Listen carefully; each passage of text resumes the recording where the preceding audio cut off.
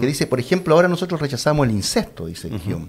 El incesto puede ser condenado como algo aborrecible, como algo completamente indigno. Pero ¿qué pasaría en el futuro en una sociedad que para cumplir su función y permanecer en el tiempo, la única solución sea, digamos, no, claro, ejercer hay una bomba incesto, atómica y quedan 4 personas vivas. El incesto pasa a ser una acción completamente útil para el propósito de la sociedad. Y como es útil, pasa a ser una acción moral. Bueno, partamos por el principio, como decía Aristóteles.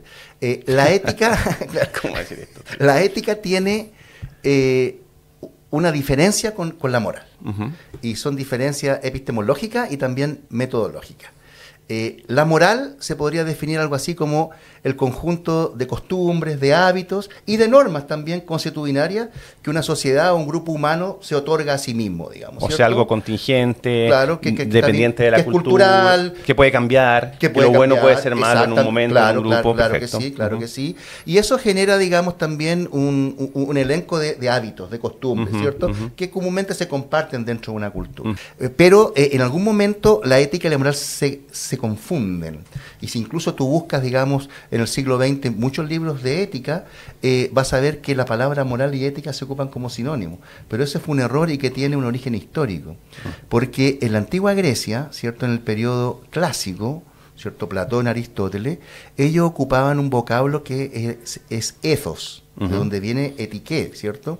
Y ethos, en rigor, son dos vocablos. Uno se escribe con eta, que es una vocal larga, aspirada en griego, y otra con épsilon, que es una vocal corta. La que se escribe con épsilon, ¿cierto?, que es como una E nuestra, significa costumbre o hábito. Pero el ethos, con eta, originalmente y muy antiguamente significaba el lugar donde estaban los chanchos en una casa. Eso era el ethos, donde estaban los chanchitos. Con el tiempo, ese ethos comienza a designar el lugar de donde proviene la gente. O sea, designaba un sitio.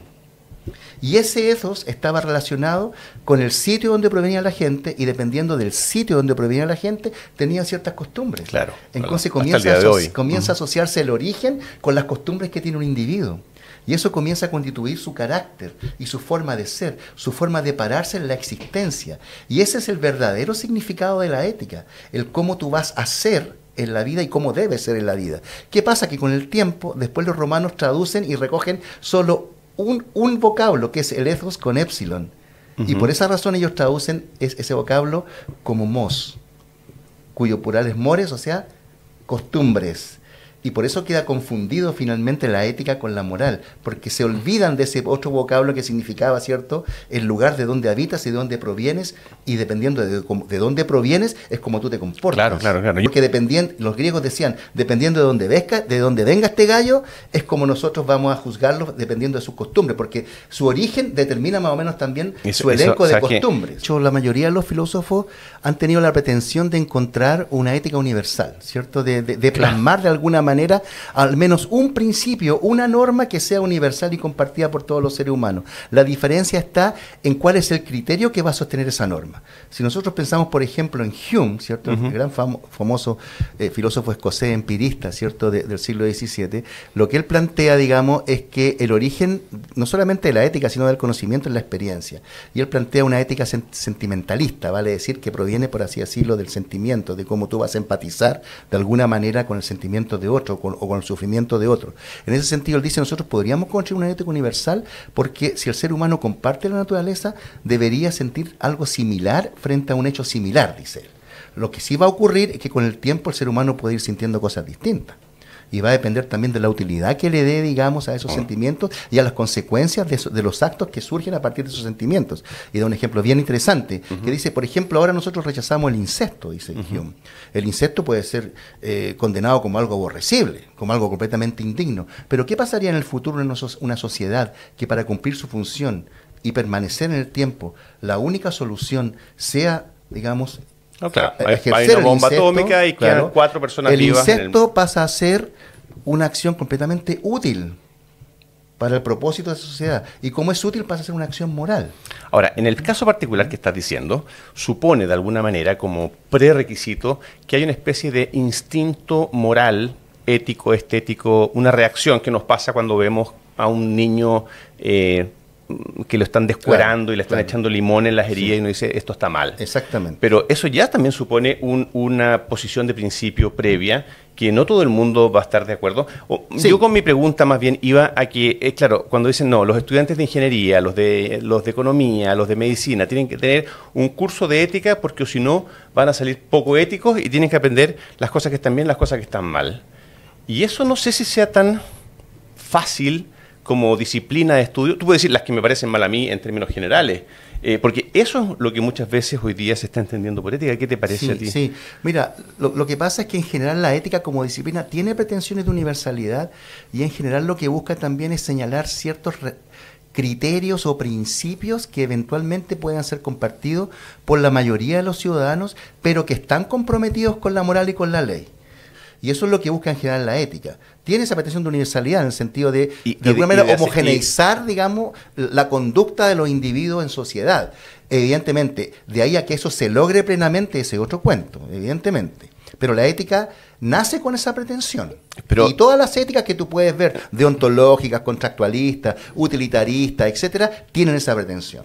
Pero con distintos resultados. Con distintos resultados. Es como decir, la dieta óptima, pero tienes los veganos, los vegetarianos, los carnívoros. O sea, finalmente, si hicieras un libro comprensivo, tendrías que tener un capítulo dedicado a cada eticista. Y cada una de esas éticas genera escenarios contraintuitivos también, porque, por ejemplo, si pensamos en una ética que ha tenido mucho éxito, digamos, ¿cierto?, desde 200, 250 años atrás, que es la ética utilitarista, que es una ética decimonónica británica que surge más o menos en el siglo XIX, ¿cierto?, con pensadores como John Stuart Mill, Jeremy Bentham, etcétera.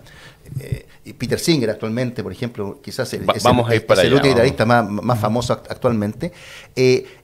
Lo que dicen es que el único criterio de corrección moral para juzgar una acción o una norma tiene que ser la consecuencia que provoca. Si la consecuencia es útil para la sociedad, ese acto es moral. Pero ¿qué significa que sea útil? Significa que proporciona el mayor bien para el mayor número de individuos. Ahí inmediatamente tenemos un problema, porque significa que hay una minoría ya que está siendo sacrificada automáticamente. Claro. ¿Y qué significa bien? Porque también tú lo puedes traducir como aumentar el placer y disminuir el sufrimiento. Pero eso es una forma particular de bien. Sí, efectivamente. Mucha gente la considera pragmatista. No principalista, no basada en principios y por lo tanto una degeneración y viceversa. Eso es lo que... Efectivamente. De hecho, el utilitarismo es una forma de pragmatismo y una forma de consecuencialismo. De hecho, cuando Jeremy Bentham plantea su famoso cálculo hedonista de la felicidad, porque él pensaba que se podía calcular la felicidad a partir de 7 criterios, la gente comienza a llamar... ¿No te parece una locura racionalista, iluminista? Totalmente, pero es interesante en el contexto en que se da. Con el utilitarismo después llega John Stuart Mill al rescate de Bentham, dice no, que aquí hay placeres superiores e inferiores, bueno, y se genera otro tipo de utilitarismo. Pero se generan escenarios contraintuitivos en ese sentido, porque alguien podría decir, bueno, si tú eres, por ejemplo, un soldado que atrapas a un traidor, que ese traidor sabe dónde hay 20.000 prisioneros de guerra inocentes que van a morir de inanición en los próximos días porque llevan mucho tiempo ahí sin comer, sometidos al frío, a la peste, etcétera, y tú sabes que ese individuo es el único que te puede dar la información de dónde están ellos. ¿Lo torturarías para que te dé esa información? El utilitarismo podría decir sí, tortúrelo. Otras corrientes, como la kantiana de ontología, diría no puedes torturar nunca, porque torturar siempre es malo, digamos. Entonces, claro, y ambas tienen pretensiones de universalidad, ambas nos quieren dar un criterio de corrección moral que ojalá compartan todos los individuos, uno por vía racional, otro por vía empírica, etcétera. Todas tienen esa pretensión, pero todas, digamos, tienen visiones distintas eventualmente de un mismo hecho. Porque el utilitarismo uno podría decir, bueno, es mucho más racional salvar a 20.000 inocentes y torturar a uno que es culpable. Claro, ejemplos hay. Claro, otro diría, no, pues es irracional porque tú no deberías nunca torturar a nadie bajo ninguna circunstancia. O nunca matar a nadie bajo ninguna circunstancia. Claro. Medio y fines. Hay un fallo famoso alemán que si va a un avión lleno que va junto a estrellarse contra una población y que está tomado por unos terroristas, si es legítimo echarlo abajo de un misilazo o no. Imagínate que esos terroristas van a destruir el mundo. A los 8.000 millones de personas. O van a chocar contra un estadio. Donde y tú vas a sacrificar 300 pasajeros de un avión, de un Boeing gigante. Pero son 300 versus 8.000 millones, digamos, ¿cierto? Entonces uno diría, ¿qué es más racional? Por un lado, los autoridades tienen un punto, ¿no? Uno diría, es mucho más racional salvar a 8.000 y al mundo completo y sacrificar 300, porque si no lo hiciéramos, caeríamos, digamos, ¿cierto?, en la situación de que por respetar a 300, Sí. Perdimos el mundo. Tú necesitas tener un criterio de legitimidad para la acción. Yo me acuerdo del momento en que yo decidí estudiar Derecho, viéndolo quizás como una forma de estudios éticos. Me acuerdo haber visto en tardes de cine que había en nuestra época en la televisión, una película en blanco y negro con actores muy conocidos de la época, donde el barco se le rompía un mástil y el capitán decía, bueno, no alcanza la comida y el agua para todos. Tenemos que llegar, nos vamos a demorar 60 días, según las corrientes, en llegar a tierra firme. Tenemos que tomar decisiones. O sea, tenemos que sacrificar a la mitad de las personas de acá. Vamos a sacrificar a los viejos. O sea, vamos a privilegiar a los niños y a las mujeres. Los niños, además, porque consumen menos agua. Vamos a maximizar la cantidad de sobrevida. Bueno, finalmente llegan a puerto. Logra salvar más vidas de las que había anunciado, pero habían muerto varios. Y bueno, llega a puerto y la gente que había sido salvada, en vez de hacerle un homenaje, dice, este tipo decidió morir de hambre a mi papá, a mi abuelo. Lo vamos a juzgar y lo vamos a condenar por asesinato. O sea, el mismo hecho que te podría haber hecho merecedor de una condecoración, te puede hacer merecedor de la pena de muerte. Y situaciones como esa existen muchas veces en la vida y es muy difícil determinarlas. Ahora, como ética aplicada, yo dije, bueno, esto se estudiará en Derecho. Después me di cuenta que en Derecho no estudiábamos esas cosas, o muy minoritariamente.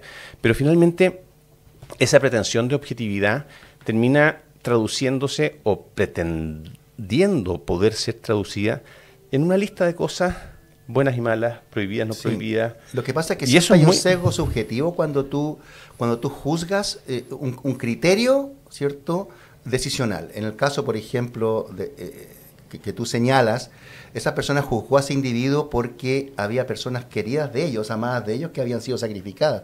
Pero lo hubiesen juzgado si no hubiese sido ese el caso. Si los sacrificados hubiesen sido desconocidos, por ejemplo, que no tenían ningún vínculo con ellos. Hay un ejemplo muy, muy bonito, estos ejercicios mentales de Philippa Foot, que era una filósofa de Oxford, que se llama The Trolley Problem, o sea, el problema del trolley, donde relata el ejemplo de un tipo que va como en un trencito pequeño por una línea de tren y va por una cuesta y él lo único que puede hacer, digamos, es cambiar la dirección del tren, pero no puede frenarlo. Entonces, cuando va llegando a una intersección, es un carrito de tren, ¿no? Chiquitito. Cuando va llegando a una intersección, mirando el paisaje, disfrutando el paisaje, él ve que la intersección se bifurca en dos la línea y en una hay un tipo amarrado a la línea del tren y en la otra hay 5. Claro, bueno, ¿ya? Eso es. Si él sigue derecho y no hace nada, o sea, omite hacer algo, pasa derecho y mata a 5. Si él cambia, ¿cierto?, la palanquita, se va por la otra línea y mata a 1, ¿cierto? Pero los escenarios son múltiples, porque uno diría, bueno, lo más racional es disminuir el daño, control de daño. Claro, accionar la palanquita y matar a 1 en vez de 5. Pero ¿qué pasa si tú después empezamos a agregar elementos al caso? Si tú miras que entre los 5 hay 3 grandes terroristas, o malditos, digamos, violadores. No vale lo mismo, no se cuentan, se pesan. O qué tanto si igual tú ves que los 5 son gente inocente. Claro, o son ancianos en los últimos días de su vida. O son 5 premios Nobel que están haciendo un beneficio enorme a la sociedad. Entonces dices, voy a matar a 1 entonces. Pero si tú, justo cuando vas a accionar la palanca, te das cuenta que ese 1 es tu papá, o tu hermano, o tu mamá, o tu esposa, lo harías igual. Entonces va cambiando todo eso. Totalmente. Entonces, ese ejemplo que tú me dices, ellos lo juzgaron fundamentalmente porque tenían intereses creados. Lo que busca la ética en general, incluso el utilitarismo, es que tu decisión sea objetiva, independientemente de que los sacrificados sean tus parientes, tu hermano, tu pareja, etcétera. O sea, lo que busca la ética es ese tipo de decisión que sea objetiva, donde tu interés o tus preferencias particulares no sean un elemento de juicio decisional. Oye, y estas cosas son lo menos teóricas, porque uno podría pensar, esto es una conversación entre académicos, pero tú abres la prensa hoy día y ves a Trump bombardeando estos barcos supuestamente con narcos, sí. Y él diciendo que por cada uno de esos barcos que se hunde se salvan 25.000 vidas en Estados Unidos. Mira, yo no sé, son cálculos muy exagerados, obviamente, pero yo tengo amigos que están en Miami y en otros lugares y me dice, oye, el precio de la droga está disparado. O sea, claro. Esa es la mejor forma para saber si está, entre comillas, uno podría tener opiniones si la prohibición está bien, mal, es otra discusión. Claro. Pero efectivamente, bueno, quizás, o sea, eso de que no, el fin no justifica los medios, a ver, pero a veces sí. a veces sí, no todos los medios son hermosos y lindos. Mutilar, cortar la mano a una persona que tiene gangrena, hay muchas cosas que son incómodas y esas son las cosas que nos preocupan. Depende mucho también en qué posición está el que tiene que tomar la decisión. O sea, por ejemplo, lo que decía Maquiavelo, ¿cierto? Decía, un buen rey no puede ser un buen cristiano. Porque el rey tiene que tomar decisiones completamente distintas al pueblo. El rey tiene que defender el Estado, para eso va a tener que matar, va a tener que engañar, va a tener que corromper, va a tener que ser injusto, va a tener que ser arbitrario, pero para cumplir su propósito, su obligación, que es mantener el Estado. El agricultor que está en su casa no tiene, digamos, ese propósito, no tiene esa obligación, por lo tanto su moral tiene que ser distinta a la del monarca, ¿cierto? Lo mismo ocurría, por ejemplo, en la pandemia, quienes tenían que tomar decisiones de a quién se le otorgaba el ventilador, si habían 5 personas esperando un ventilador y había solo uno que iba a salvar la vida de uno, ¿cuál era el criterio que tenían que utilizar? Hubo mucho conflicto por eso. Primero se dijo, bueno, los más jóvenes, pero si el más joven estaba mucho más enfermo que el viejo, y el viejo, incluso siendo viejo, tenía más expectativa de vida que el joven, por ejemplo. O sea, entonces depende mucho de la posición en que está el que tiene que tomar la decisión. Mira, conversando aquí con un exfutbolista, me dijo una cosa que me voló los sesos. Me dijo, el fútbol es un deporte de engaño. ¡Wow! Dije, sí, engaño. Hago como que voy para allá, como que voy para acá, meto un gol con la mano y la gente me celebra. Y hay profesiones que consisten en el engaño. Si tú eres militar, eres espía. En el caso del presidente de Estados Unidos, es el comandante en jefe de las Fuerzas Armadas. Si tú vas a decir, voy a bombardear pasado mañana, no, tienes que engañar, tienes que actuar por sorpresa, tienes que... Y esto lleva o sea, no me quiero meter en temas políticos, aunque lo voy a hacer, porque para eso estamos acá. Sí. O sea, cuando dice, oye, Pinochet traicionó a Allende, porque... A ver, no quiero juzgar el acto mismo, pero sí... que le iba a decir, oiga, presidente, le quiero decir que yo en verdad me di vuelta la chaqueta y ahora me voy a... Por eso existe... O sea, es parte de del arte militar, no decir la verdad. Sí. Te puede no gustar ser militar, te puedes no querer que hayan conflictos, pero claro, efectivamente, lo que es funcional en un momento puede no ser decir la verdad. Claro, pero hay éticas que tienen problemas con eso. Existe una ética de la guerra, por ejemplo, por lo mismo que tú dices, porque la ética está muy vinculada también a la estrategia en estos casos. Pero el no decir la verdad a veces genera escenarios también muy complejos. Por ejemplo, pensemos en un médico que te va a operar y que tú evidentemente lo elegiste porque es la eminencia nacional en lo que tú tienes. Por ejemplo, un riñón, te va a operar un riñón. Entonces, justo cuando te duermes, tú te quedas convencido de que el tipo te va a operar, pero él cree que la operación no es tan difícil y deja a un residente operándote y él se va a jugar golf. Y nunca te cuenta que él no te operó. Tú despiertas, todo salió perfecto, todo salió bien, el hombre te mintió, digamos, ¿cierto? Después te sigue mintiendo, te dice, sí, yo te operé, salió todo genial, tú quedas tranquilo y te vas para tu casa. Claro, la mentira parece haber sido irrelevante, porque el resultado fue el mismo que si no él te hubiera operado, por lo tanto que haya mentido da lo mismo, pero no necesariamente da lo mismo, porque se mella la confianza pública en la profesión. Ah, pero claro, entonces, te pongo un ejemplo. Sí, o sea, que te puedo poner varios más que son interesantes y no son interesantes de escuchar. Yo no estoy defendiendo, digamos, la verdad acérrima en todas las acciones, porque, por ejemplo, si la señora que delató a Ana Frank hubiera mentido a los nazis, Ana Frank hubiera muerto y hubiera sido mejor la mentira que la verdad, ¿no? Claro. Entonces se relativiza el tema. Pero sí también hay problemas en algunos casos con mentir, como por ejemplo en la ética de las profesiones. Pero en otros casos, como los escenarios si tú vas a mentir para proteger a un inocente, por ejemplo, como lo estaba haciendo, ¿cierto?, en Bastardo sin Gloria, el francés al principio, parece la mentira ser mucho más moral que decir la verdad en ese caso, ¿cierto? Voy a temas que son más delicados. Cuando alguien tiene una enfermedad genética, que tú sabes que le va a provocar la muerte, inevitablemente, que tiene 100% de posibilidades de emergencia por el tipo de variación genética que tiene, y que esa persona va a morir en 2 años. Esto es una enfermedad que existe, un caso que es súper real, donde además a la gente que le dan el diagnóstico, muchos de ellos se suicidan en la semana siguiente que le cuentan. Entonces, ¿qué pasa cuando tú, por ejemplo, eres adoptado y alguien sabe que un hermano tuyo tiene una enfermedad genética que puede ser tratada, pero te hicieron este tema de borrón de tu pasado familiar? ¿Es ético decirle, oye, tu hermano que tú no sabes quién es, tiene este problema, trátatelo?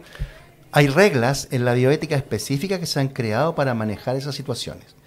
De lo que estamos hablando es lo que en ética se conoce como disclosure, que se traduce como revelación, por así decirlo.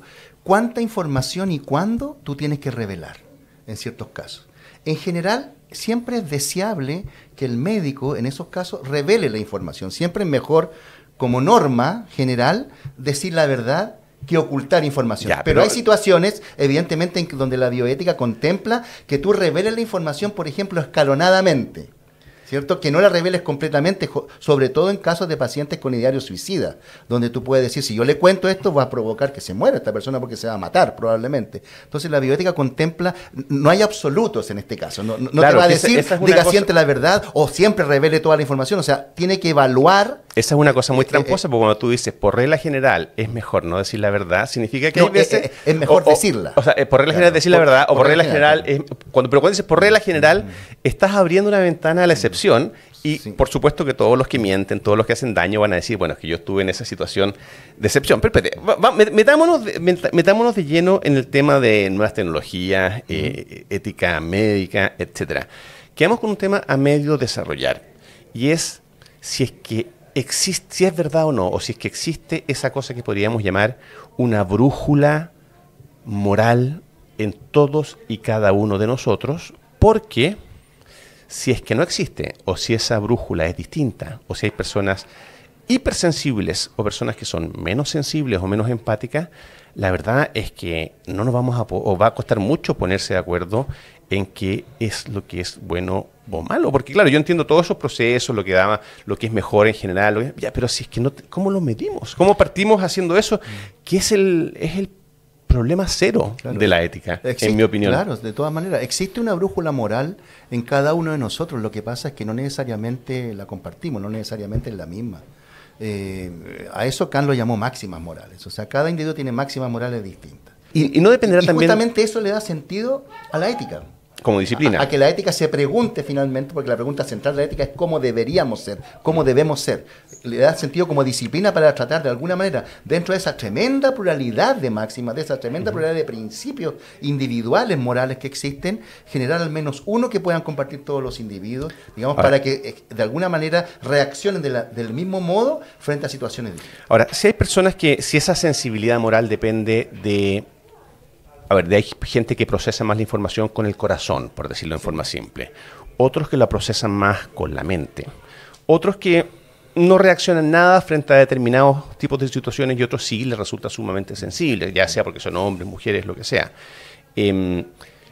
¿Cómo convences a uno u otro? Porque yo te reconozco que probablemente nunca me vas a convencer de que ciertas cosas son positivas. Me acuerdo de haber tenido una discusión con una persona que me decía, por ejemplo, que la gente con síndrome de Down, al no compartir nuestro código genético, no pertenecía a la misma especie que mí. Y yo le decía, cortemos la conversación acá porque podríamos estar 1000 horas y no voy a cambiar de posición. No me vas a convencer nunca y yo a ti tampoco. Es que tampoco me convencería porque el argumento es irracional. Y aquí entramos a un tema interesante en la ética, porque efectivamente la fuente de nuestros principios morales son múltiples. O sea, pueden ser los sentimientos, pueden ser las emociones, puede ser la cultura, la tradición, la formación familiar, etcétera. Pero lo que busca todas las éticas en general es darle una base racional a estos principios morales. Vale decir, si la argumentación está a un nivel emotivo, nadie se va a convencer de nada, ninguno de los interlocutores. La idea es elevar el debate, digamos, a argumentos que sean un poco más racionales, más plausibles desde el punto de vista racional. Y en ese sentido tú tendrías más posibilidades, no de convencerlo, pero de mostrarle un abanico de posibilidades más abiertas a la otra persona que pudiera razonar con más imparcialidad o con más objetividad. Lo que busca la ética en general es eso. La ética no busca aniquilar las emociones, no busca aniquilar los sentimientos, no busca aniquilar las preferencias particulares, pero lo que sí busca es dar al debate, ¿cierto?, decisional, elevarlo a argumentos más racionales, que sean más objetivos o imparciales. Porque si tú también, por ejemplo, siempre vas a argumentar a partir de tus preferencias individuales, va a ser muy difícil también llegar, digamos, a una verdad moral. Pero eso significa que tú estás poniendo en una posición de preeminencia o privilegio a lo racional versus, por ejemplo, lo emocional. Sí, en general la ética lo hace así. Sí, yo te digo cuál es la percepción de la ética como disciplina. En general, toda la ética, desde Aristóteles en adelante, siempre han puesto de distintas maneras la razón como base de la deliberación moral, por así decirlo. ¿Y tú crees que eso lo hace también la bioética? En derecho hay una eterna discusión sobre si los jueces primero toman posición y después argumentan, o si primero argumentan y luego de un proceso deliberativo, racional, ordenado, llegan a conclusiones. Yo creo que muchas veces no nos sucede así. O sea que, como te decía recién, uno ve una situación y uno dice, esto no, por favor, esto no porque me patea. Sí, evidentemente. Y esa creo que es a veces la fuerza más real que nos mueve a los seres humanos y que uno dice, esa brújula moral, básicamente, te evita saltarte el razonamiento, porque en el razonamiento uno puede además también cometer errores o enredarse. Simplemente hay cosas que uno dice, no, por ningún motivo. Sí. Yo creo que eso no es ético, o sea, no es una aproximación. Evidentemente. Y en general, las éticas, digamos, que buscan más plausibilidad que esa racionalidad tan rígida, como esa racionalidad cartesiana o kantiana, lo que buscan, digamos, es que se contemplen diversos elementos de juicio en la decisión. O sea, se contemple lo que tú quieres, se contemple lo que pueda querer tu familia, se contemple, digamos, tu tradición, tu cultura, se respete también ese ideario, etcétera, pero que dentro de toda la decisión sea lo más racional posible, digamos. Pero incluso en algunos casos ya, por ejemplo, la bioética está respetando decisiones incluso basadas en superstición o en elementos muy personales, autónomos de un individuo. Por ejemplo, en los testigos de Jehová, cuando son adultos, ¿cierto?, y se niegan a recibir transfusiones, aunque eso implique su muerte, en general lo que se está haciendo en el mundo es respetar la decisión. Su propia muerte. Aunque uno podría decir, es irracional eso, porque vamos a hacer, pero no necesariamente irracional. Son sus derechos constitucionales de qué hacer con su vida. Y desde el punto de vista moral no necesariamente es irracional si la persona cree firmemente en eso, digamos, ¿cierto? Entonces, está tomando ese curso también. Yo creo que muchas veces la mente funciona más por carriles intuitivos que racionales. Pero mira, hagamos una breve pausa y me cuentas inmediatamente qué está pasando en el mundo, cuáles son los temas que se están discutiendo, qué está pasando con los avances genéticos, tecnológicos, con la inteligencia artificial, porque a ratos parece una película de terror, a veces parece una fantasía y probablemente la verdad esté a medio camino. O sea que entre la situación actual y todo ese mundo distópico controlado por las máquinas, faltan unas varias décadas, así que tenemos mucho por avanzar. Pero breve pausa, volvemos inmediatamente. Perfecto. Ya, Eric, cuéntanos qué está pasando en el mundo. Te apuesto que hay miles de cosas que nosotros no tenemos idea, que nos parecen ciencia ficción. O sea, te pongo un tema al azar. Edición genética, ¿en qué estamos? Yo vi la película de Almodóvar, que no es edición genética propiamente tal, pero ahí me quedé. Mira, la edición genética es uno de los desarrollos, yo diría, más revolucionarios de la historia de la humanidad. Se entiende como edición genética, en el sentido lato del término, la posibilidad de que tú puedas modificar la cadena de ADN de alguna manera, ya sea insertando o sacando genes, ¿cierto? Y eso se logra en el 2012, ¿cierto? A partir de las investigaciones de Emmanuel Charpentier y Jennifer Doudna, que obtuvieron después el 2019, 2020, el premio Nobel de Química por eso, ¿cierto? Y consiste en estas famosas tijeras genéticas que pueden cortar... CRISPR-Cas9, exactamente. Y eso genera, digamos... ¿Qué significa CRISPR-Cas? La fábrica. Es un acrónimo que crea un genetista español el 2003, que curiosamente no le dan el premio Nobel junto con estas dos mujeres, que muchos alegaron de por qué no se lo habían dado, si ellas trabajaron sobre los descubrimientos de él. Lo que pasa es que este se llamaba Mujica, este genetista español se llama, él descubre en el 2003 que los genes tienen una particularidad, que pueden editarse a sí mismos cuando se ven en peligro, por así decirlo. Digámoslo de esa manera para que se entienda, ¿cierto? Sí. Si se ven amenazados o ven una proteína intrusa o una bacteria intrusa, ellos pueden editarse, por así decirlo. Cortar esa parte, digamos, que ellos, indeseada, por así decirlo, y después volver a unir la cadena. Y ellos lo hacen, digamos, de motu propio, por así decirlo, con su inteligencia genética. Eso descubre, y a eso lo llama Mujica CRISPR. Cas9 es porque Cas9 es el número de la proteína. Y CRISPR porque tiene que ver con repeticiones palindrómicas regularmente interespaciadas, que en inglés el acrónimo es CRISPR. Ya me mataste, pero está bien. Eso es. Y el Cas9 es la proteína que lleva a cabo eso. Es el gen. Los genes todos tienen un código, ¿no? Todo un nombre, por así decirlo, y ese es el Cas9, es el que hace eso.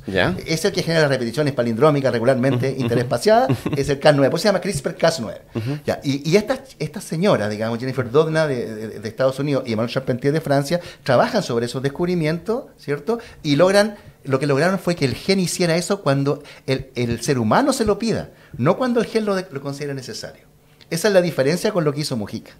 Porque Mujica descubre que los genes hacen eso y le pone el nombre. Pero lo que hacen estas señoras es lograr que el gen haga eso cuando tú se lo ordenes, no cuando quiera el gen.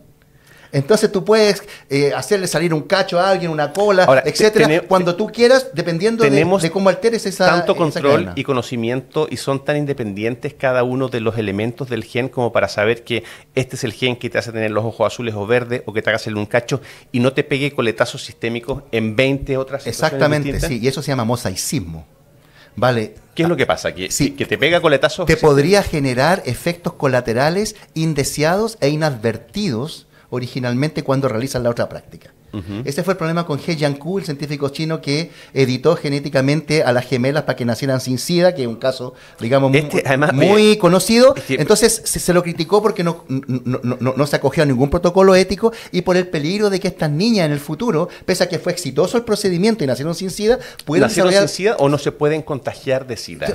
O sea, eran ella, su madre o su padre. Se inhibió el contagio y nacieron sin SIDA porque el destino de ella era tener el SIDA. Por su madre. Claro. Entonces, el tema es que en este caso, si bien fue exitoso el procedimiento, existe el temor de que en el futuro puedan desarrollar alguna condición genética indeseada, inadvertida, producto de esa edición que tuvieron. Ese es el peligro con la edición genética. La edición genética es muy precisa y es un procedimiento muy barato, digamos, ¿cierto? O sea, es muy preciso en el sentido de decir, ya, yo voy a sacar este gen o voy a insertar este otro para provocar tal cosa. Es muy probable que tú logres ese objetivo, porque es muy preciso. Pero lo que no se sabe a ciencia cierta es qué efectos futuros puede ocasionar esa práctica en la condición genética de esos individuos. Ese todavía no está muy claro con la edición genética. Oye, pequeña nota al pie, porque a mí yo escuché esta historia de este chino que había hecho esto, busqué en YouTube o en Internet, Google, y es un influencer, tiene una cuenta en Twitter donde tiene millones de seguidores y donde además dice que él va a seguir haciendo estos experimentos, creo que lo metieron preso, fue preso y todo. Y dice que va a seguir haciéndolo. Eso significa que probablemente él o sus discípulos lo estén haciendo as we speak, en este momento. Seguro. Y eso pasa por un montón de límites que a lo mejor nosotros tenemos hoy día, como por ejemplo no experimentar con humanos, y también te lleva, para que me lo digas después, porque quiero que me sigas contando esto, pero esto de ponernos límites éticos te restringe también tus capacidades de acción, porque desde el momento que nosotros nos prohibimos experimentar con humanos, no le vamos a hacer esos tijeretazos genéticos a nadie probablemente, y los chinos nos van a llevar una ventaja brutal que ya lo están haciendo, o sea, desarrollan técnicas, desarrollan data, pero bueno, no, tú me estabas contando las cosas que están pasando en el mundo de la genética. Claro,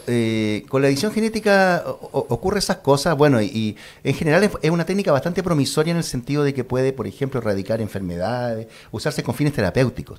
El problema con las prácticas genéticas en general, no solamente con la edición genética, sino con cualquier otra práctica genética o vinculada con la genética, es otros usos no terapéuticos que se le pueden dar a esas prácticas.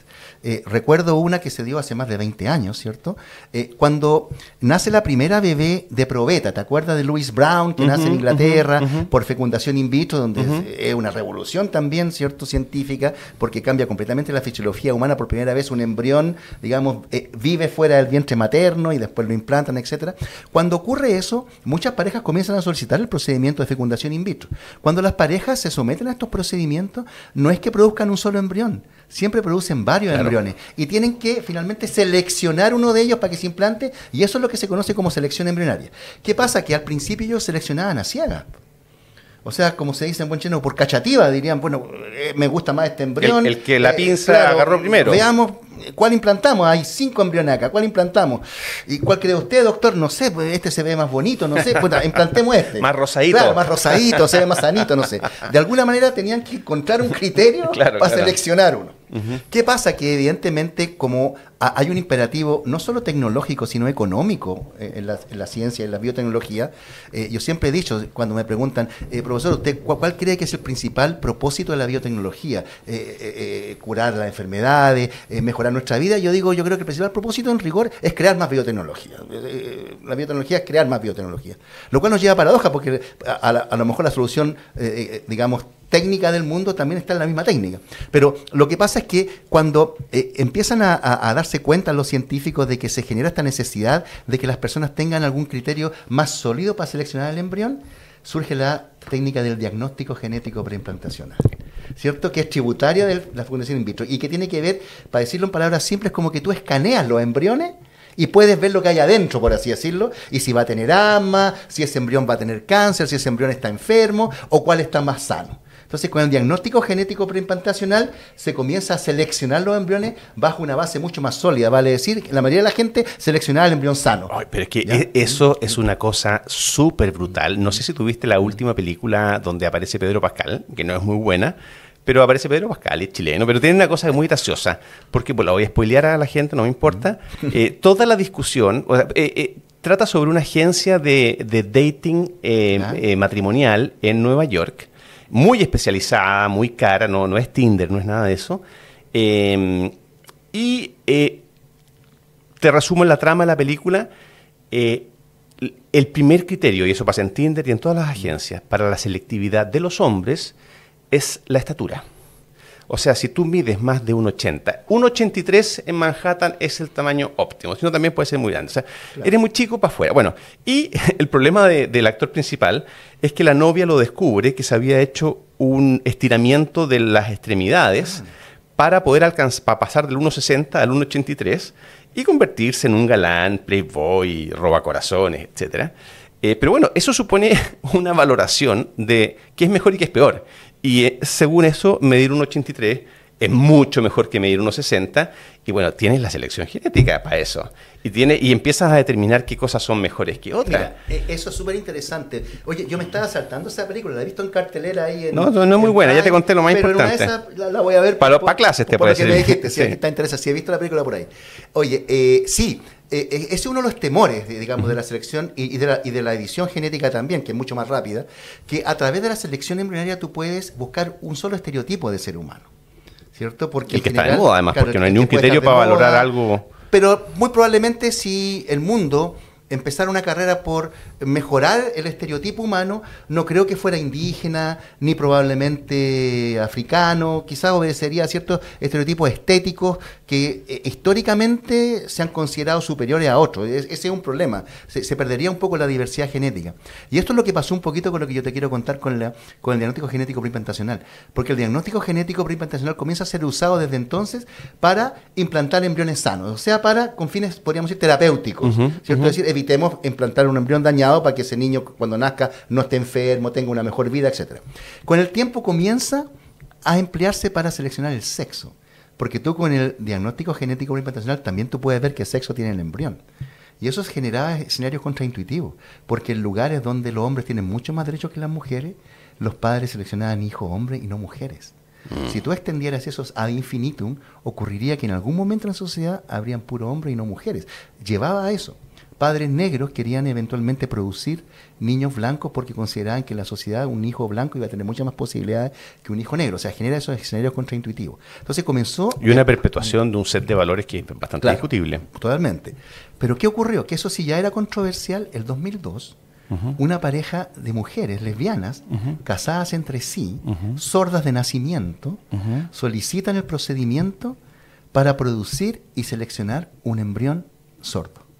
Y bueno, todavía no se puede determinar qué es lo que hace alguien que sea homosexual o no, pero podría haber, eventualmente en el futuro podría decir lesbiana y sordo. O sea, mujer, lesbiana y sordo. Claro.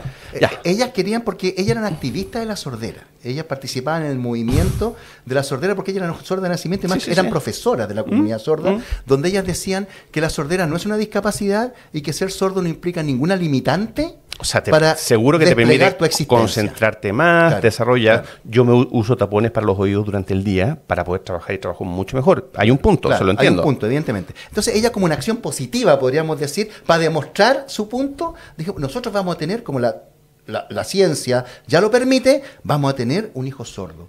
Y vamos a utilizar por primera vez en la historia una técnica genética con fines digenésicos. Vale decir, no para mejorar el niño que viene, tampoco con fines terapéuticos, sino para que nazca con una discapacidad. En lenguaje convencional, porque mejor, decían, peor, ¿quién sabe lo que es eso? Claro, pero después te voy a contar otra historia. Entonces, por primera vez se utiliza para tener niños sordos. Y nace el niño, y nace sordo, evidentemente. Y después de eso, miles de personas en Estados Unidos, porque esto ocurrió en Estados Unidos, comienzan a solicitar el procedimiento para tener hijos enanos e hijos sordos.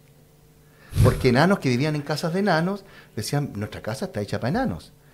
Y si me imagino que una enanita, la barriga, o sea, el útero es más chiquitito. Claro. El inodoro, no, pero por fines prácticos. El inodoro está hecho para un trasero de un enano y no para alguien que mida 2 metros y pese 200 kilos, si nos llega a salir un hijo así. Los dinteles de la puerta están a metro 40 y no a 2 metros. Nosotros queremos un hijo sordo. ¿Por qué? Perdón, un hijo enano. Porque un hijo enano es el mejor hijo posible para nosotros. Claro. Y no nos desconfirma en nuestra posición en el mundo. Claro. Pero podemos educarlos, sabemos sus problemas. Pero yo te voy a contar algo, independientemente de que es discutible y está abierto a debate, si el enanismo, si la ceguera, si la sordera sean o no discapacidad o simplemente expresen diversidad funcional. Yo haciendo clase en un doctorado en Georgetown, ¿cierto? Yo tenía un módulo que se llamaba Problemas Morales Contemporáneos. Que yo creo que es el curso más interesante que uno podía tomar en el mundo entero. Y mira lo interesante que ocurrió. Esto fue una pura casualidad. Yo tenía 3 estudiantes sordos de doctorado en filosofía de Georgetown. 3 estudiantes sordos. Y durante todo el semestre yo estuve pensando y cuestionándome y tratando de decidir si les ponía este caso o no. Wow. Si eso es un problema ético contemporáneo. Si no hubiese habido los 3 estudiantes sordos, que además te podían funar, porque no había ningún problema, pero me complicaba el hecho de que hubiese 3 estudiantes sordos. Y era bien interesante cómo era la clase, porque el resto no eran sordos, de estudiantes del doctorado. No eran muchos, porque eran como 10 estudiantes. Llegaban con 2 traductoras, que se turnaban, porque eran módulos largos. Entonces yo hablaba y ella hacía la seña, y cuando ellos me hablaban, ellos hacían señas y ella me hablaba a mí. Y yo me decidí al final de ponerle este caso. Bien, te felicito. Sí, y les puse la verdad, caso, que eso es confiar también. Eso es confiar en que las demás personas pueden, son adultas, es no tratarlo como... Y ahí surgieron distintas opiniones. Y surgieron opiniones diciendo es que la sordera no es discapacidad. Es que ellas sí tienen derecho a que el niño es sordo, porque ser sordo, como dice otro amigo mío, Julian Sabulesco, is not that bad. O sea, pero si el sordo no es tan malo, ¿cuál es el problema que los padres tengan esa autonomía para tener hijos sordos? ¿Cierto? Entonces, surgen digamos, esas opiniones en clase, surgen otras contrarias, evidentemente, y en algún momento hablan estos chicos. Y los 3 chicos eran sordos de nacimiento. Y habían sido exitosos en su vida, estaban haciendo un doctorado en filosofía en Georgetown. No podemos decir que los chicos no habían sido exitosos, habían logrado sus objetivos. Pero fíjate que cuando se discute esto, ellos emiten su opinión con respecto al caso y son contrarios a lo que ocurrió. Y incluso los 3 me dicen en ese momento, y le dicen a toda la clase, de que si ellos hubiesen podido elegir nacer sordos como nacieron u oyentes, elegirían haber sido oyentes. Qué linda historia, interesante, súper interesante. Sí. O sea, para mí ahora es un nene de 3 personas, porque el otro nene de los 2 padres, de las 2 madres, evidentemente, pero no deja de ser elocuente lo que ocurrió, ¿cierto? Evidentemente. Elocuente y problemático, que te muestra que los problemas, que esto de hacer clases de ética, salvo que sea para plantear problemas, en vez de para dar un decálogo de lo que sí está bien o mal, sigue siendo súper complicado.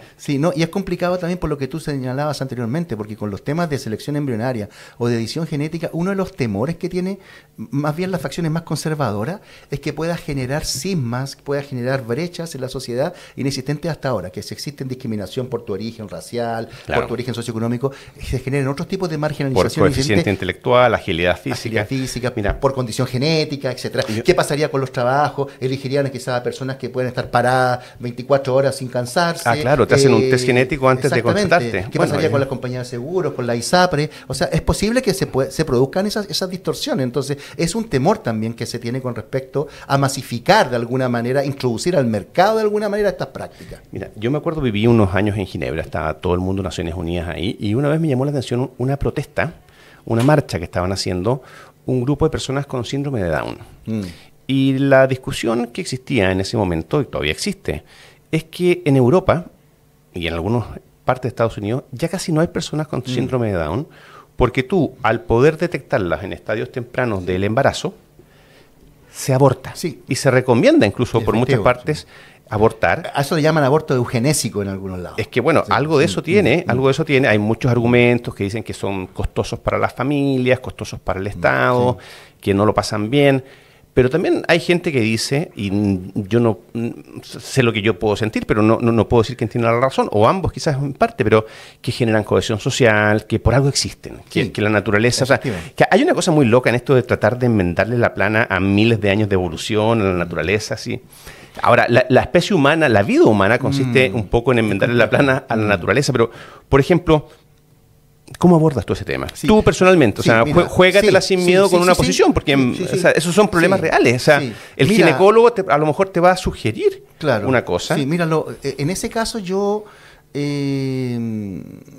abogo en ese caso por un principio que se llamaría autonomía procreativa, en esos casos específicos, donde los padres tienen la autonomía para decidir si quieren o no tener a ese hijo, porque finalmente no es una imposición general de que todos tengan que hacer eso.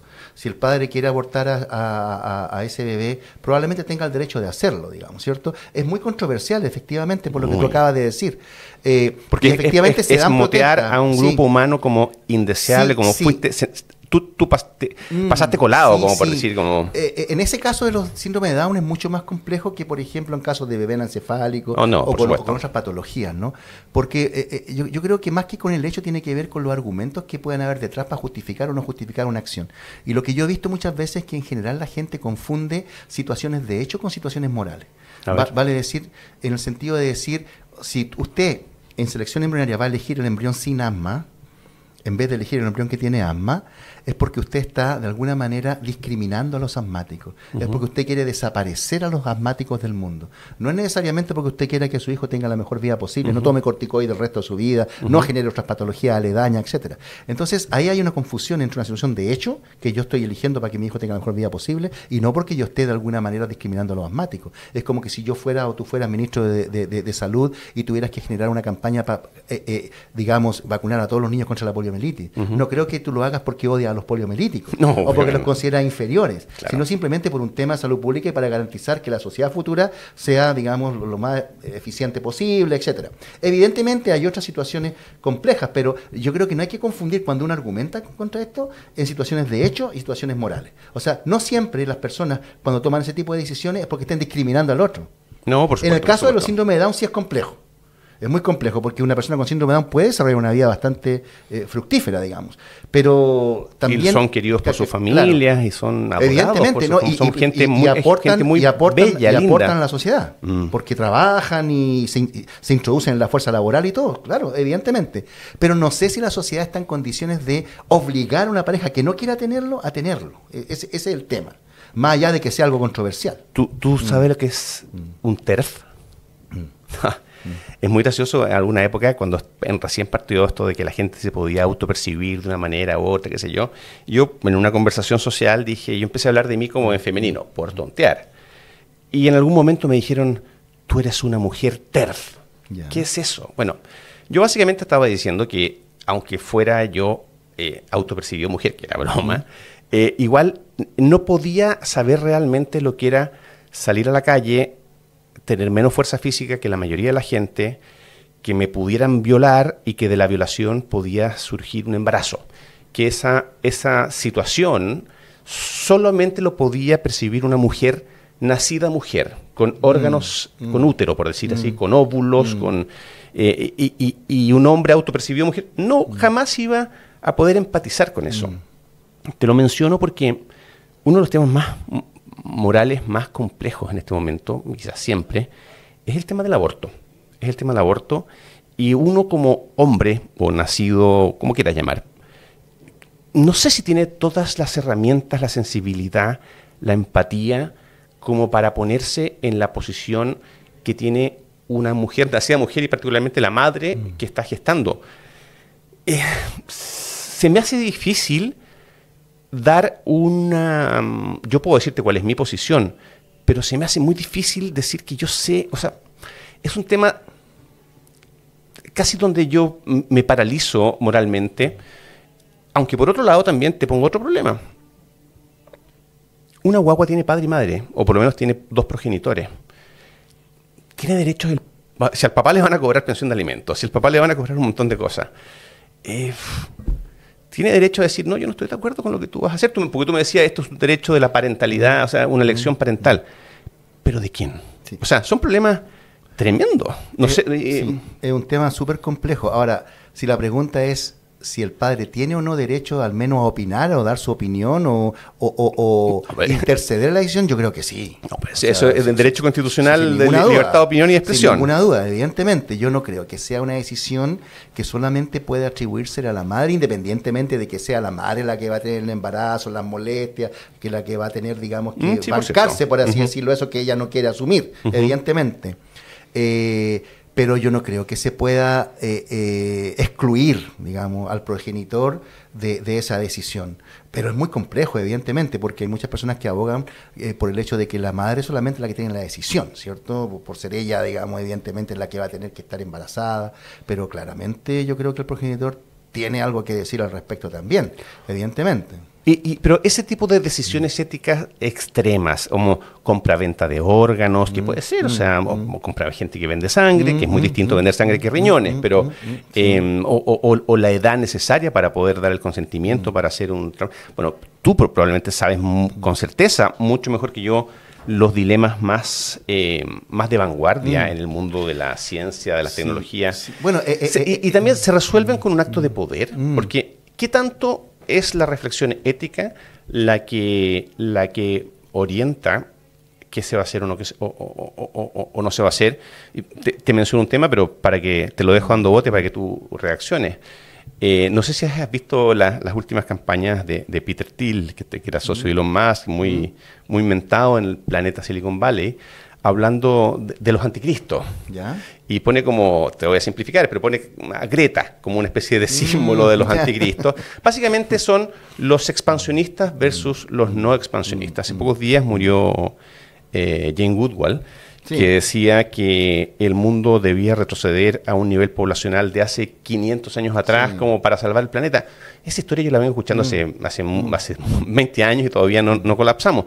Pero voy a otro punto, hay una actitud también de optimismo o de pesimismo respecto de avanzar o no avanzar, hasta dónde llegamos. Es una actitud quizás de tipo psicológico, de personalidad, si nos da miedo o no.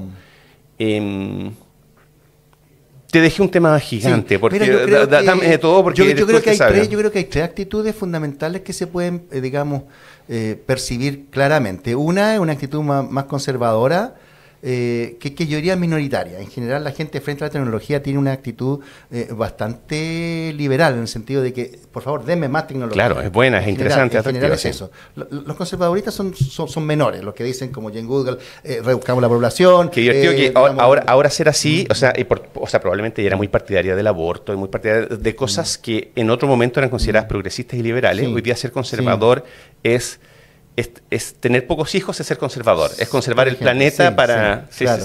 Y hay otra... Ella se moriría si le dijéramos que es conservadora. Seguro. Y hay otra actitud que es más apática, que hay un grupo de gente en que como que no juzga nada de esto, simplemente se deja llevar por el asunto, pero sin tener mucha opinión. Yo creo que en el tema de las nuevas tecnologías también hay mucha ideología involucrada. Hay muchas personas, digamos, que son tecnófobas, por ejemplo, que dicen no a la tecnología porque esto va a terminar deshumanizándonos, va a terminar acabando con nosotros, pero eso no necesariamente puede ser así. O sea, bajo ninguna perspectiva. Yo no tengo tanto problema con el hecho de que el mundo evolucione a una sociedad más tecnológica. El problema que yo tengo es que hay que poner mucha atención en la transición de esa evolución.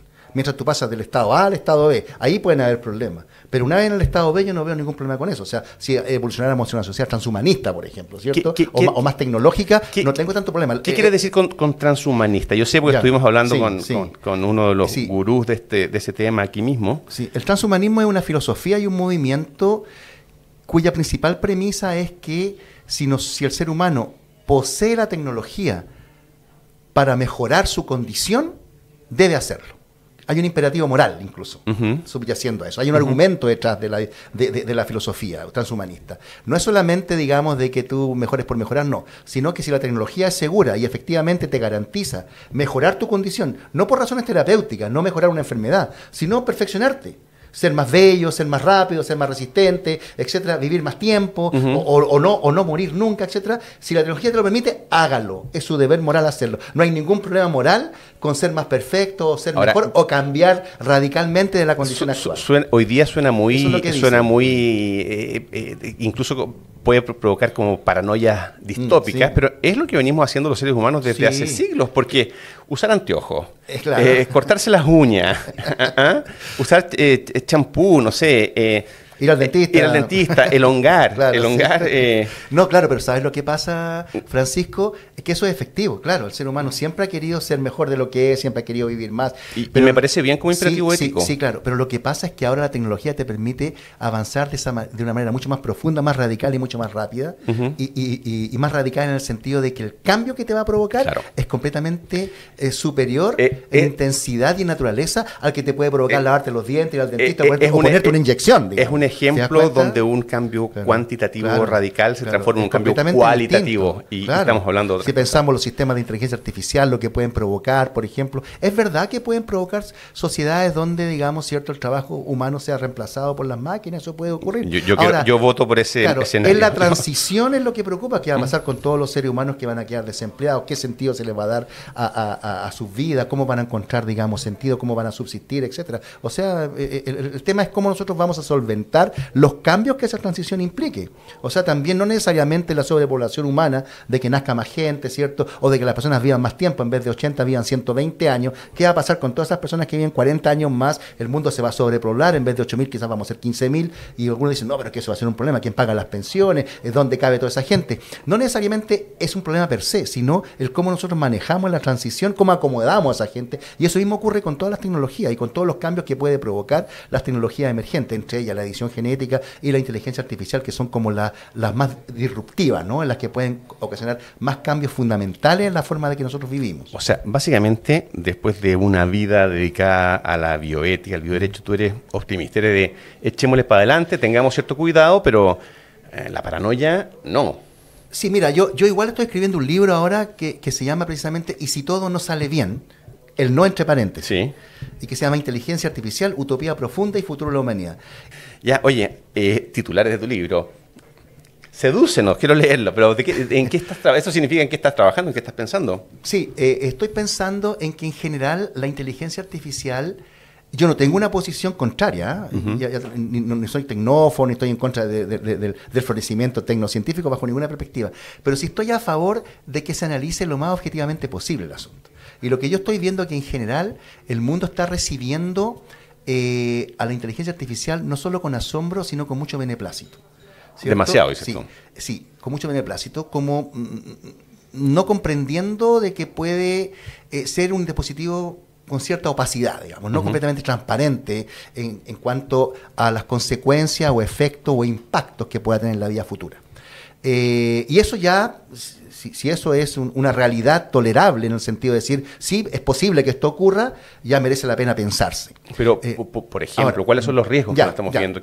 Claro, lo primero es ver de dónde viene, digamos, esa confianza o ese beneplácito de la recepción de la inteligencia artificial. Viene fundamentalmente o de una ingenuidad, o de un desconocimiento de lo profundo que es el dispositivo, o también viene de una arrogancia milenaria al ser humano, de que cree que él tiene el control sobre todo lo viviente y sobre todo lo creado.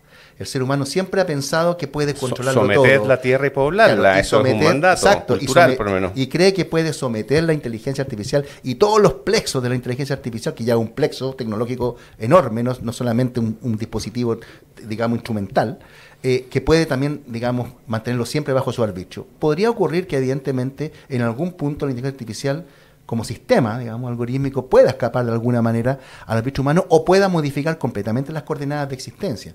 Es posible que pueda generar una sociedad de control, una suerte de gobierno algorítmico, otras formas de dominación, otras formas de vigilancia, el panóptico tradicional, esa metáfora arquitectónica y política, digamos, que requiere vigilarte y requiere que tú sepas que estás siendo vigilado, puede cambiar completamente, ¿cierto? Ahora las formas de intencionar tu comportamiento, tu vida, son, digamos, mucho más opacas, más ocultas, a partir de los algoritmos de las redes sociales, te van determinando tu gusto, digamos, tu forma de existir. O sea, eso puede generar ciertas distorsiones en la forma de convivencia y en la forma de vivir.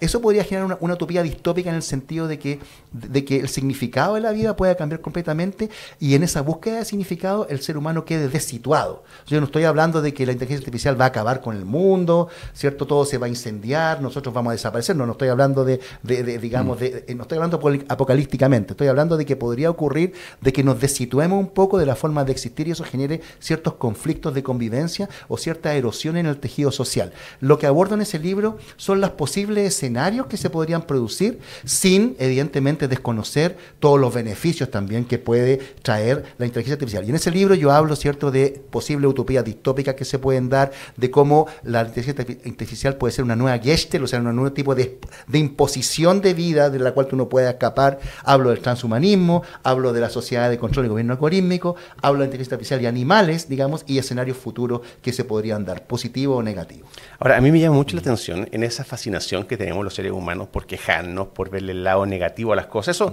en los amigos, en las parejas, en la política de cada país. Ahora tenemos elecciones, siempre vemos lo más malo. Hay mucho malo, pero no solamente.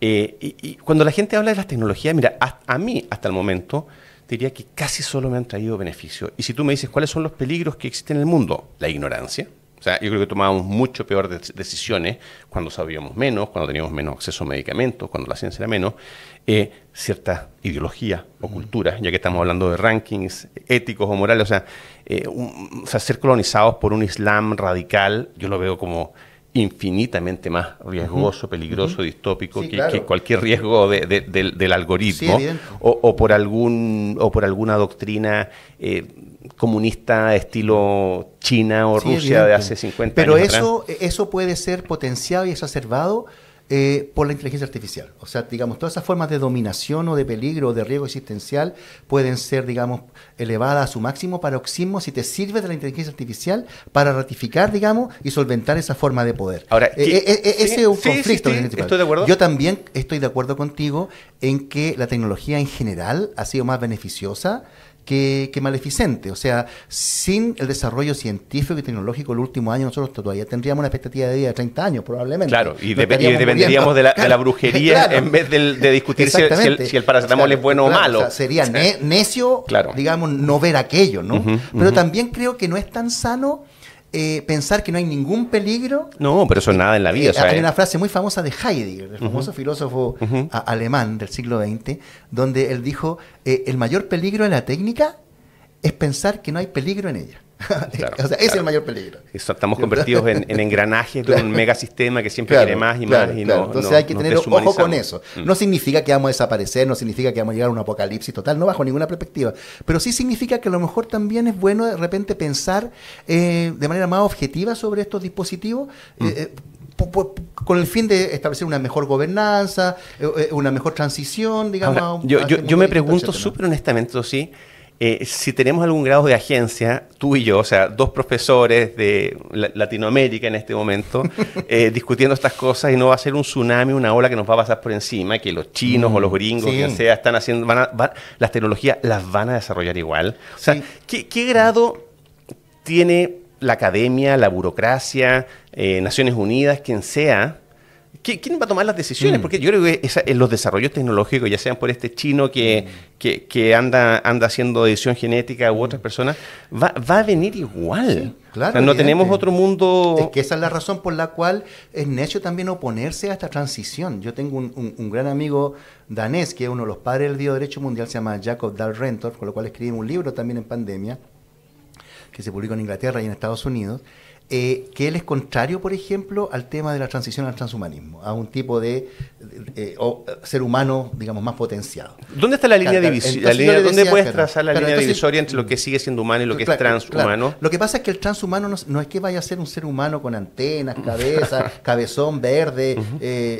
Un transhumano simplemente puede ser un individuo potenciado, digamos, por vía de tecnología emergente. Ya, pero eso o sea, te tomas un Ritalin y te lees un libro en un cuarto del tiempo que te toman. Pero muy probablemente yo soy un transhumano. Claro, pero muy probablemente un transhumano tenga poderes, digamos, que son absolutamente superiores a ese. Y eso cambia completamente la fisonomía de la existencia, porque cambia completamente el tejido social, cambia todo, cambia toda la estructura, digamos, de la sociedad. Pero sabes que me sigo quedando, no es para resolverla ahora, pero me sigo, ¿dónde está la línea? Porque la verdad, uno de los grandes tabúes que existe en la vida es que las diferencias que existen entre los seres humanos son abismales en talento, inteligencia, belleza, carisma, simpatía, fuerza física, agilidad.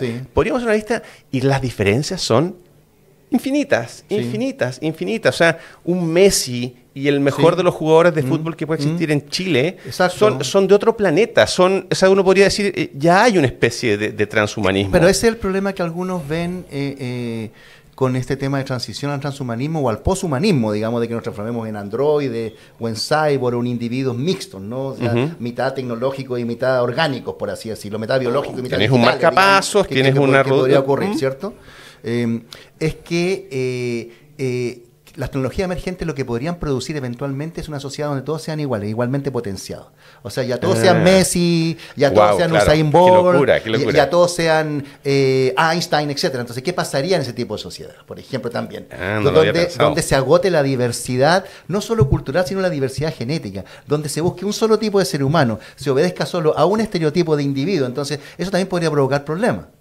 ¿Te das cuenta? Entonces, algunos tienen, digamos, también esa aprehensión con respecto al impacto que pueden tener estas regiones emergentes. Porque si bien antes nosotros hemos podido cambiar y generar por vía natural estos grandes genios, digamos, en diversas actividades humanas, ahora esto se podría generar de manera completamente deliberada. No, y muy masiva, ¿cierto? Porque a mí me parece muy bien haber reducido significativamente la displasia de caderas, por ejemplo. O sea, y se genera más homogeneidad en muchos seres humanos. Pero, claro, de ahí es realmente una cosa que no nos porque eso tenía un fin terapéutico. El tema es que tenga un fin eugenésico, vale decir mejorar, por ser más perfecto, ¿cierto? Eso es lo que genera en algunos sectores muchas aprensiones y muchas preocupaciones morales, digamos. Oye, mencionamos recién un tema que no deja de ser súper interesante y probablemente uno de los temas éticos más fuertes de todos, que es, yo te dije eso, se me vino a la mente ese mandato de someter la tierra y poblarla. O sea, somos los dueños, somos el vértice de la creación y no somos un plato más del mantel, como hubiéramos pensado, por ejemplo, los griegos, los preplatónicos o presocráticos, como le queramos llamar, porque hay una lógica que es antropocéntrica. Sí.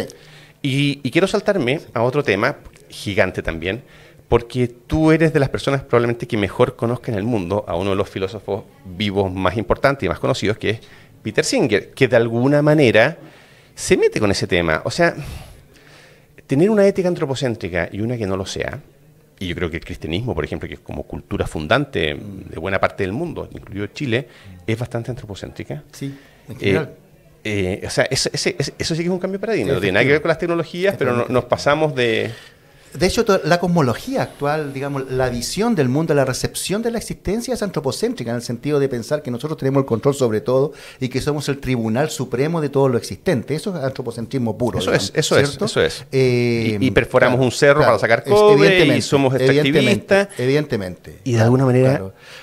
si a mí me eligieran vivir en un país extractivista donde sacamos cobre, yo soy de ese mundo. Claro. La tierra ya no es tierra, imagen georreferenciada, el río ya no es río, sino central hidroeléctrica. El ser humano cuando ve un río ya no ve. Naturales, exactamente. Entonces, lo que viene a hacer Peter Singer un poco es a cambiar un tanto ese paradigma, proponiendo una teoría que él llamó The Expanding Circle, o sea, el círculo en expansión, ¿cierto? De hecho, sea de paso, Peter Singer fue quien me consiguió mi puesto en la Universidad de Georgetown, perdón, en Princeton, ¿no? Allá, como profesor adjunto, yo trabajé los dos bastante más jóvenes. Sí, claro, yo trabajé varios años con él ya está jubilado de Princeton, pero muy activo en las redes, en podcast y todo eso. Trabajamos mucho tiempo juntos me imagino que las veces que ha venido a Chile también es obra y magia. Sí, las dos veces sí. Me imagino. Sí, entonces él propone, digamos, que el paradigma de la ética emigre de lo antropocéntrico más bien a lo biocéntrico. Porque tampoco es ecocéntrico, porque lo ecocéntrico es tan ideológico como lo antropocéntrico. Claro. ¿Cierto? Lo biocéntrico es más integrativo, por así decirlo. Y dentro de esa visión de la moral en expansión, del círculo moral en expansión, integrar no solamente a seres humanos, sino también a entidades extrahumanas, ¿cierto? Fundamentalmente los animales y también la naturaleza. Pero no solamente tampoco... Sin un degradé, por decirlo así, animales más... Sí, hay un degradé implícito, él no es completamente explícito en eso, pero claramente si tú le preguntaras a Peter Singer si la consideración moral del humano tendría que ser completamente equivalente a la de un chimpancé o a la de un camarón, él te va a decir no. No, claro. No, evidentemente no. O sea, si yo mismo, Peter Singer, tuviera que elegir entre matar a una vaca y matar a un niño de 8 años, probablemente elegiría la vaca. Si tampoco soy idiota, te va a decir, ¿cierto? No soy un fanático. Digamos, es loco que finalmente todas las grandes disquisiciones éticas llegan a un punto que se reducen al absurdo por sentido común. Como decir, no me voy a ir. Claro, o sea, te va a mirar y te dice, bueno, que... Claro. ¿Are you kidding me? Claro.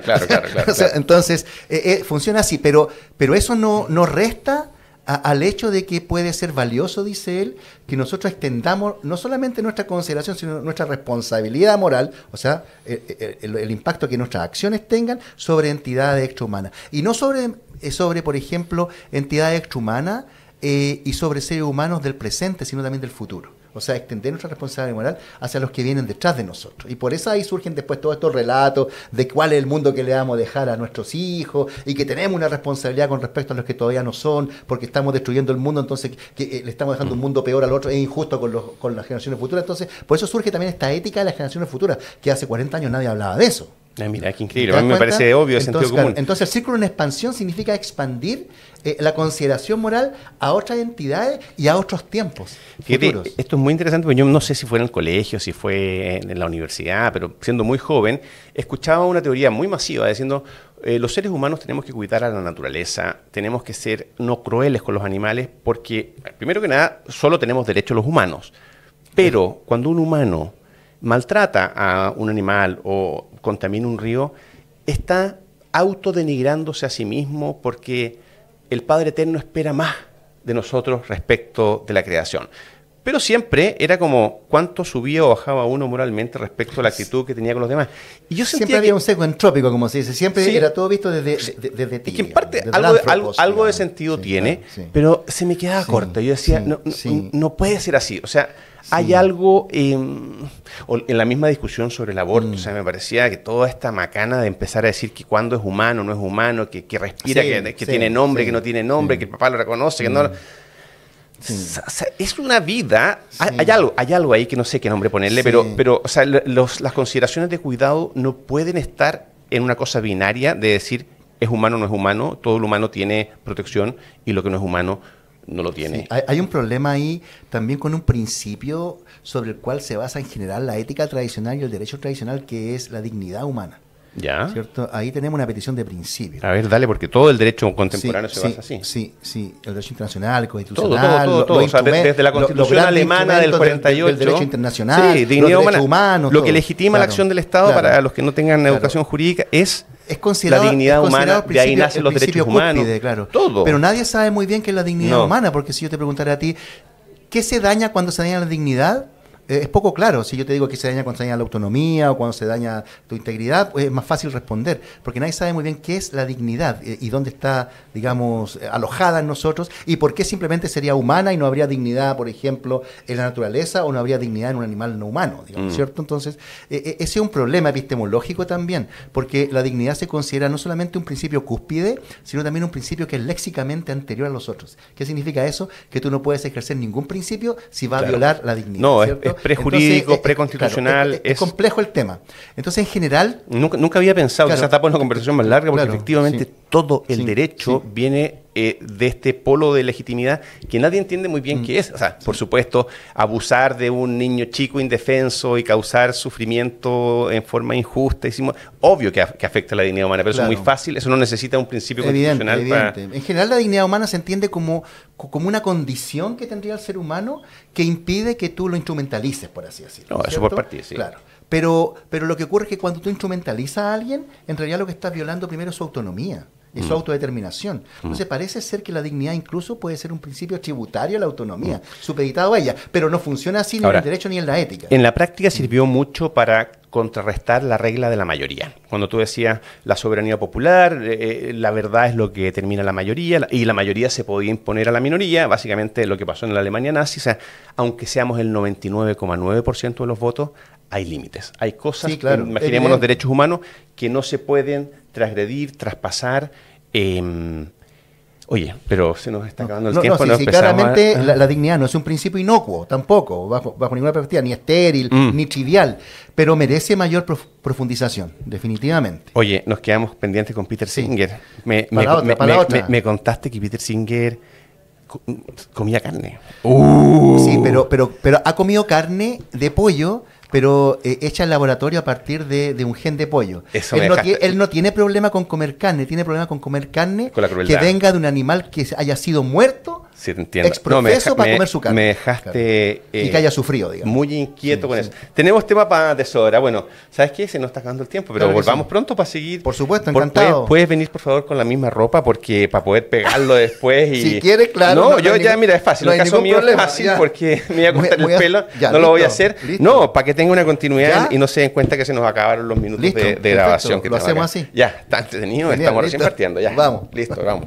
Esto fue De Aquí No Sale con Leturia, el podcast de la Metro y El Mostrador.